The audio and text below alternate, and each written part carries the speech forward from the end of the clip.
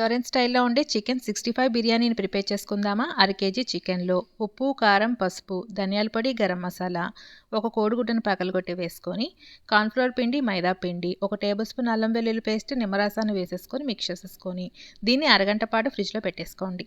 తర్వాత డీప్ ఫ్రైకి సరిపడా ఆయిల్ పెట్టేసేసుకొని చికెన్ ముక్కల్ని మీడియం ఫ్లేమ్లో మంచి క్రిస్పీ అయ్యేంత వరకు ఫ్రై చేసుకొని వేరొక ప్లేట్లోకి తీసుకోండి. బిర్యానీ రైస్ని ఒక అరగంట ముందు నానపెట్టేసుకోండి. నానపెట్టుకున్న రైస్ని ఈ విధంగా మసాలాలని వేసుకొని 70% వరకు కుక్ చేసుకోండి. ఈలోపు ఒక పెద్ద బిర్యానీ పాట్ తీసేసుకొని నెయ్యి, ఫ్రైడ్ ఆనియన్స్, ఉప్పు, కారం, గరం మసాలా, ధనియాల పొడి, దీంట్లోనే 2 టేబుల్ స్పూన్ పెరుగు వేసుకొని మిక్స్ చేసేసుకోండి. తర్వాత దీంట్లో కొత్తిమీర, పచ్చిమిరపకాయలు వేసేసుకొని ఫ్రై చేసుకున్నాక చికెన్ని కూడా వేసేసుకొని ఈ విధంగా ఫ్రై చేసుకోండి. ఫ్రై చేసుకున్న చికెన్ని వేరొక ప్లేట్లోకి సగం వరకు తీసుకోండి. తర్వాత మనం ఈ రైస్ని సగం వరకు దీంట్లోకి ట్రాన్స్ఫర్ చేసుకున్నాక తర్వాత చికెన్ కూడా వేసేసుకొని రైస్ని అంతా వేసేసుకోండి.